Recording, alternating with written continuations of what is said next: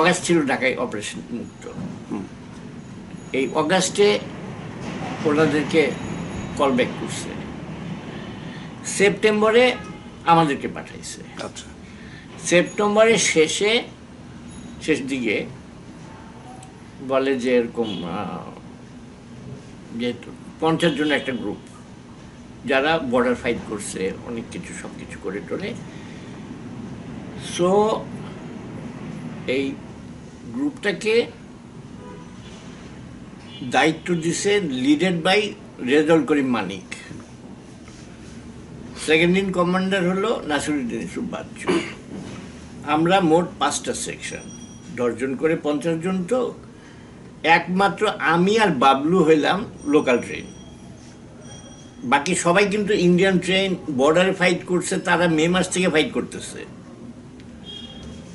একমাত্র আমি আর বাবলু, বাচ্চু ভাইয়ের বললাম যে বাচ্চু ভাই আমার না নিয়ে গেলে তো হবে না, কারণ বাবলু বলে কি সব আমি তোমার নিয়ে আসছি। বলি হ্যাঁ, কয়েকবার তুমি আমরা নিয়ে যাবো। আমি কই কে, তুমি না কইছো তোমার কাছে এখন যে তুমি উল্টা হেল্প চাও। এখন আসবো, আসার দিন হায়দার স্যার 3টা কথা বলে দিছিল যে তোমাদের উপরে যদি আর্মি অ্যাটাক করে তোমরা রিটার্ন অ্যাটাক করবে না, ওকে? কারণ তোলে ওরা বুঝে যাবে যে এই রুটে আসা যাওয়া করছে, তোমরা যাই যেভাবে পালায় চলে আসবে বা কিছু। সেকেন্ডলি হইল যে 10 জন মারা গেল, একটা রাইফেল ফেরত আসতে হবে। সো 1 রাইফেল ইজ টু 10 মুক্তিযোদ্ধা মারা গেলেও রাইফেলটা আসতে হবে, এটার ভ্যালু বেশি। থার্ড হলো বর্ডার এরিয়ায় কেউ সিগারেট জ্বালাবে না, কারণ মুভমেন্ট তো রাত্রে। এখন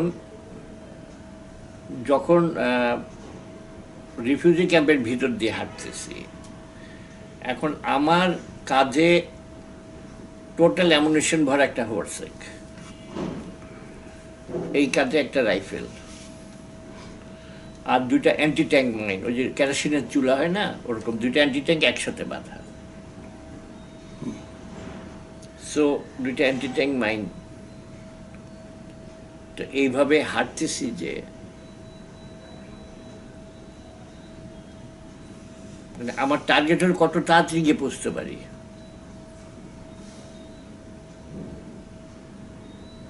রিফিউজি ক্যাম্পে কয়েকটা ইয়াং ছেলে, এটা কোন রিফিউজি ক্যাম্প? মতিনগর সম্ভবত। আচ্ছা,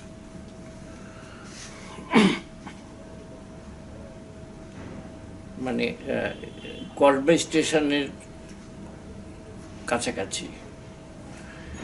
তো ছেলেটা বলতেছে জোরে জোরে আমাদের শুনায় যে গাধার পিছে বোঝা বেশি হইলে গাধার হাটে না, দৌড়ায়।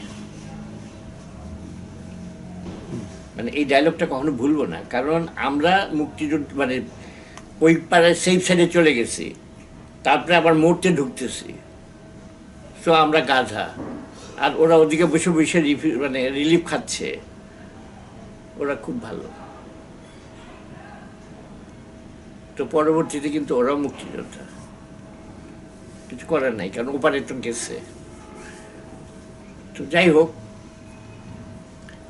একটা জায়গায় সে একটা একটু নৌকা দিয়ে একটু পার হতে হয়, একটা দ্বীপের মতো। তো ওই রকম আমরা সন্ধ্যার মধ্যেই, বলতে গেলে সন্ধ্যা হতে হতে পার হয়ে গেলাম। পার হয়ে যাওয়ার পরে বৃষ্টি হয়েছিল, এটা হয়তো সেপ্টেম্বরের 25 বা 24-25ই হবে। তো একজনের পিছিয়ে একজন, মানে আলাদা তো যাওয়ার রাস্তা নাই। সো কাদা হাঁটু পর্যন্ত।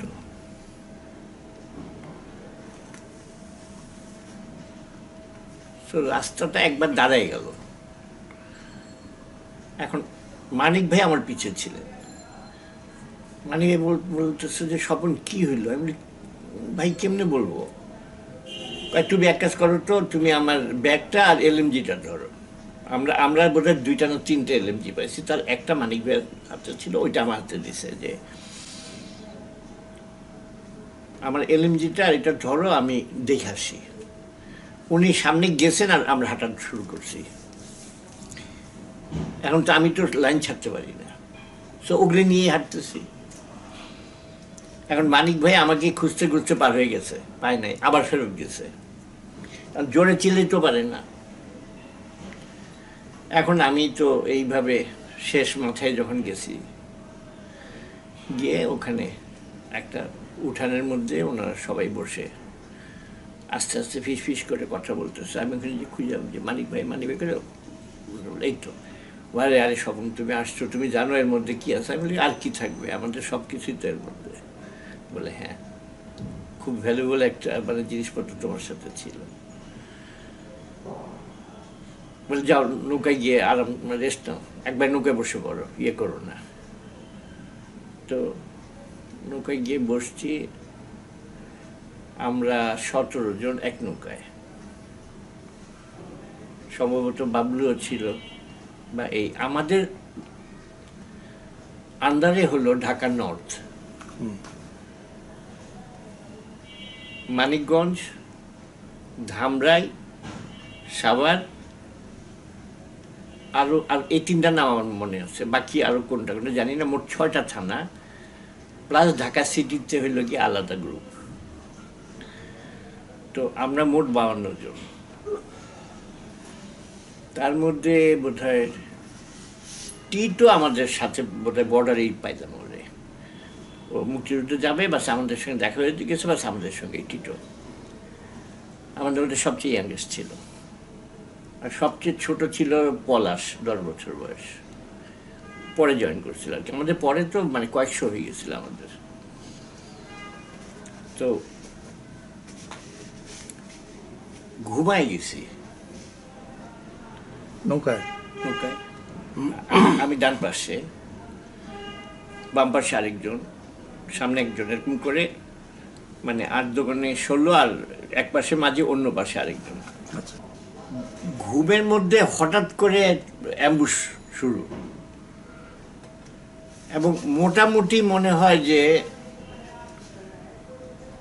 180 ডিগ্রিরও বেশি আর কি, যে আমরা এইখানে আর রেলওয়ে লাইনটা এমনি গেছে একবার এখান থেকে আরম্ভ করে এই পর্যন্ত টোটাল আমাদের দিয়ে গুলি করতেছে।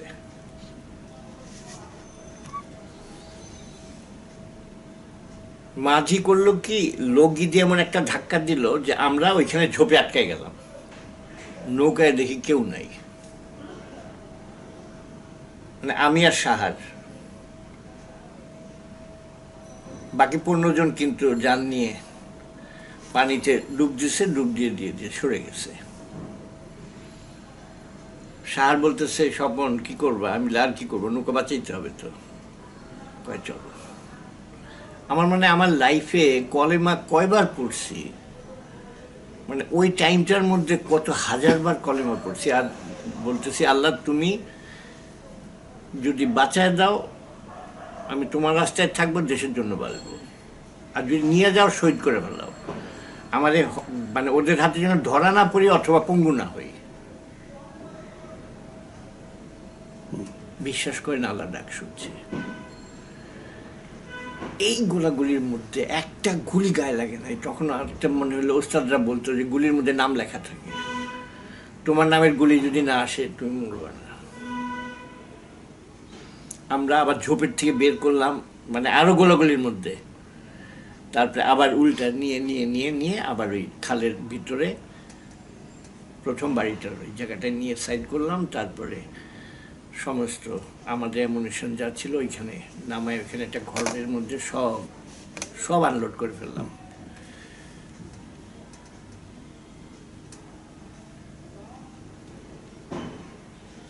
তখন আমার কাছে রাইফেল ছিল, স্যার বললো যে না তুই ইয়ে কর, তুই এত কাছাকাছি রাইফেল দিতে পারবি না, স্ট্যান্ড গানটা ধর। আমি দাও। তো ও আমাকে স্ট্যান্ড গানটা দিল, ও বোধহয় আমার রাইফেলটা নিল বা অন্য কিছু একটা নিয়ে নিল, কারণ আমাদের তো বেশিরভাগই তো পালাইছে, যে পালাইছে।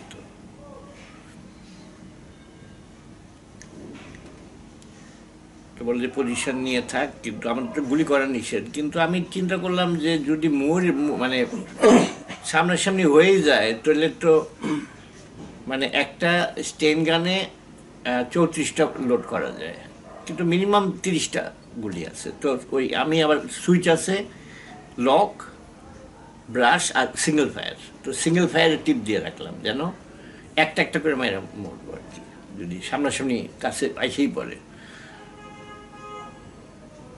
তো এই করতে করতে ভোর হয়ে আসছে, তখন বাচ্চু ভাই, মানিক ভাইয়েরা, এরা মানে লাঠিলে অন্য নৌকায় ছিল পিছন দিকে আর কি, বলে ব্যাক করো সবাই। তো আমরা মানে আমাদের গুলি তো উঠাইছি, অনেকের ফেলে যাওয়ার জিনিসপত্র এক্সট্রা এটা দেখছিলাম, মানে ওদের আসছে ভাই এটা আছে ওইটা আছে। তো আমাদেরগুলি সব চেক করে বাকি অন্যদেরগুলি দিয়ে দিছি। তারপরে ফেরত চলে আসার মানে গেলাম আবার ক্যাম্পে, আমাদের ক্যাম্পে যাওয়ার পরে তখন মানিক ভাই সবাই রে এমন ধোলাই দিল, বলে স্বপন সাহার না হয় বর্ডারে ফাইট করার, স্বপন তো ওই দিনের আসছে লোকাল ট্রেন, ও এত বড় দায়িত্ব পালন করলো যে সব মানে নৌকা ছাড়লো না, আর তোরা সব বর্ডারে ফাইট করা, হ্যাঁ তোরা এইভাবে পালাই গেলি, এটা একটা কথা হইল? বলে যে এরপরে বলে স্বপন রে কেউ কোনো অপারেশন নিবা না এরপরে।